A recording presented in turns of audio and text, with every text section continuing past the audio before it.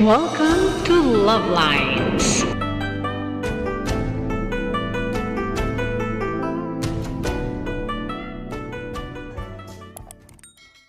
Ayun. Good morning, Philippines. Hello world. Araw ng linggo. Kaya tara simba tayo. Ano ba naman to? Backlight ba? 5 minutes before time. Sarilo ko. Pero advance ito ng konti.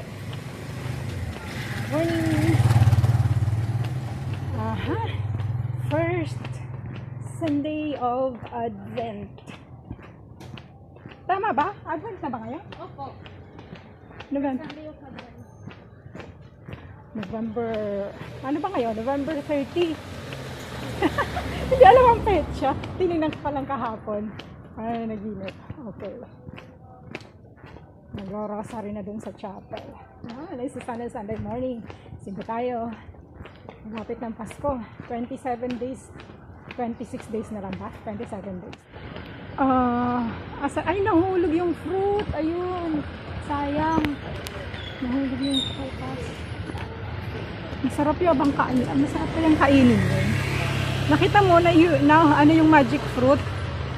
O miracle fruit?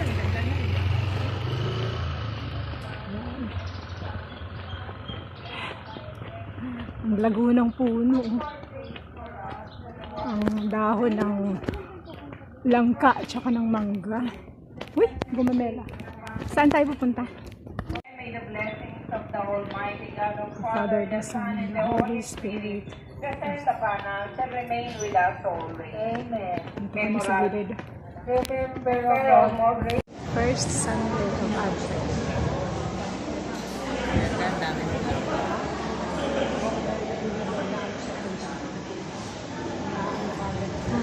Ay, dami ng bulaklak.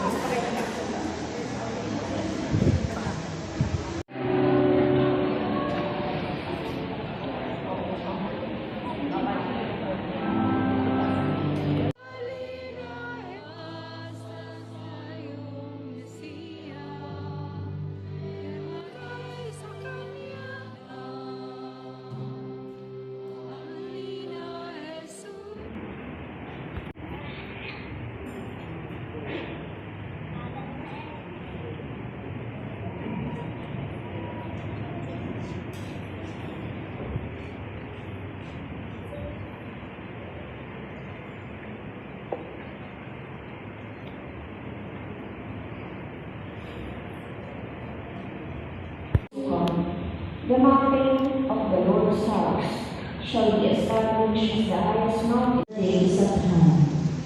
Let us then through all the works over ng Latin na Adventus.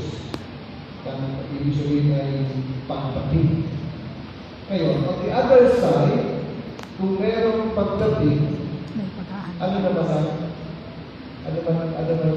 nasa kanilang banda? Waiting. Waiting. Kung may dumadating, May maghihintay. naghihintay. Sino yung darating? Ang Panginoon. Sino yung darating? Jesus. Si Kristo ating Panginoon. This day. Tayo yung nasa Waiting. bahagi ng nasa side ng mga naghihintay. Tayo naghihintay. Dalawang pagdating si Jesus. Ang una ay yung pagdating niya Yun sa Pasko. na nililigo natin tuwing Pasko. Ito yung pagdating natin sa nakaraan. 2,000 years ago, si Jesus ay dumating na sa ating mundo. Siya'y isinila bilang Diyos na nagkatawang tao. Pinaglihim at pagkata, ang Advento ay isa namang pagtanaw sa hinaharap. Ito yung Sa tangkaan. ikalawang pagdating na hinihintay natin. Ito yung ikalawang pagdating ni Kristo sa ating mundo. Bilang hari at lupon ng sanlibutan. maganda tayo para sa pagdating ng Panginoon. Kaya, kailan tayo dapat maganda? Bukas ba? Sa isang taon? Kailan? Ngayon. Kailan tayo dapat maganda? Palagi. Kailan? Ngayon at palagi. Ngayon. Ngayon. Hindi bukas. Bakit ngayon? Dahil hindi na. Kasi walang kasiguraduhan ang bukas.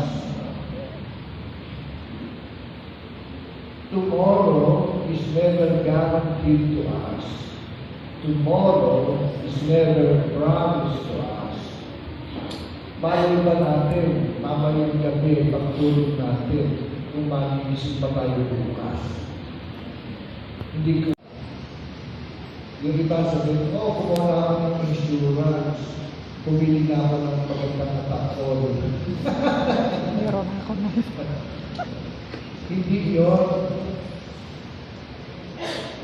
Yung panganda na sinasabi, yan na natin ang ating mga puso. Sikapin natin na laging malinis yung ating mga puso. Punuin natin ang ating mga puso ng pagmamahal. Hindi galit, hindi buot. Punuin natin ang ating mga puso ng kapayapaan ng Kristo. Hindi ng pagkaligalig at pagmamahal dahil sa mga bagay-bagay na kinahumanin natin. Ano ba yung mga bagay-bagay na kinahumanin natin? Naging paksa ng iba't-ibang hula o prediction. Marami nang nag-attempt na hulaan kung kailan yung katapusan ng mundo. Pero none of this mag-realize. Kahit nga, paliwanag naman na sinabi mismo ng ating Panginoon, walang nakabalating, walang nakaalam. Tanging ang Diyos alam, amalaman ang kailangan. Hindi nasusukan sa dami ng pagkain na iyahantaan mo. Nasusukan ito sa pag-ibig na nasa puso mo.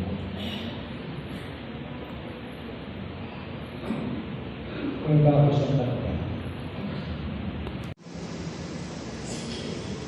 kung nais mong tingnan, matatagpuan lamang sa abang sausalan.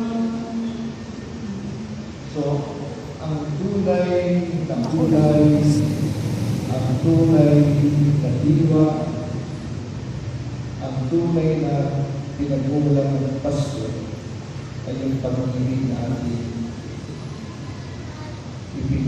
pinagsasaluhan. Pag-ibig na ating ibibigay sa isa't isa. Yun ang dapat natin pagyamanin sa ating mga puso. Higit sa ating mga material na bagay. Sa araw na pagkakataon, Bless the Father. Ito mo ng payo.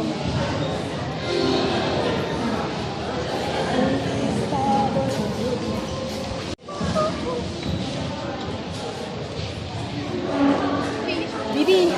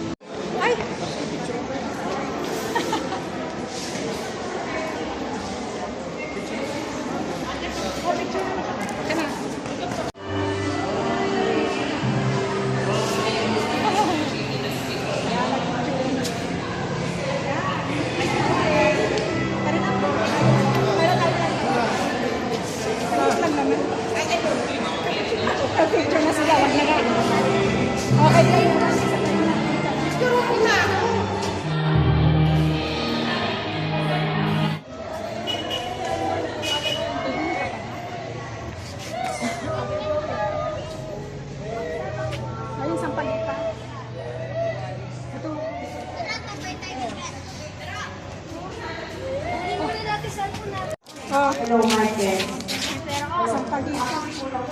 Tate, Yan na po. magkano te? Hello, Ayun na, Martin. sa inyo na. But 20 yun.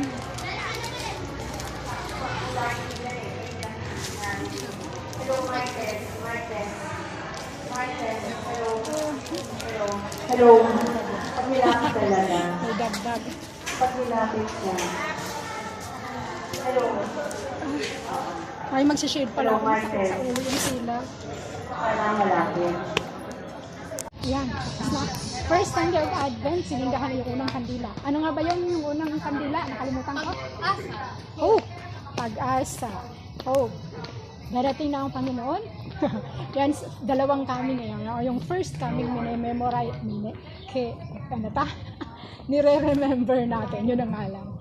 Yun yung Pasko. Ang second coming, yun yung pagbaba niya. Unang pagbaba niya, bilang tagapagligtas, Christ. And then, as the chosen one, Christ, Savior. And then, yung ikalawa ay King and Judge. Yan. So, pero yung reading ngayon, gospel ngayon, ay tungkol dun sa second coming. Yung ang Pasko ay paghahanda dahil tayo na mga naghihintay ay maghahanda sa kanyang birthday. Yeah, birthday. And habang paano daw maghanda, hindi lang yung mga material things, hindi yung commerce, commerce. Ano yung term? I forgot yung Tagalog term. Commercialismo. Kasi nga, dito sa Pilipinas, inanin natin yan. Na talagang nagpa-prepare tayo, nagde-decorate ng bahay, nagpa-prepare ng mga regalo. But nakakalimutan yung pinaka-importante, yung paghahanda ng ating sarili, na ating espiritu. Ganon. So, hindi lang sana daw, hindi lang yung mga material ang ating paghandaan, kundi yung ating sa spiritual, especially. Ano ba yan? Punuin natin ang puso ng pag-awa at pagmamahal. Care, love and care. Yeah. So that's it. Because Christmas is about the love of God to us. Kaya bakit tayo nagkaroon ng Pasko? Dahil mayroon tayong Kristo na pinadala. Bumaba. The Son of God. Ang ikalawang persona na bumaba para tayo ay maligtas, para sa pagdating ng panahon ng paghuhukom, tayo ay handa ng humarap sa Kanya. Gaya ng sabi ni Father kanina, hindi natin alam kung kailan ang pagdating. Hindi natin alam kung kailan magwawakas ang ating buhay, kaya dapat tayo ay maghanda ngayon na. Sapagkat hindi natin alam ang mangyayari kinabukasan or later on. So, be ready now na. Okay, so that's all. Thank you. Have a good day. God-bless. So that's all for now. Thank you so much for watching. Once again, this is Love Lines. Have a good day and God bless.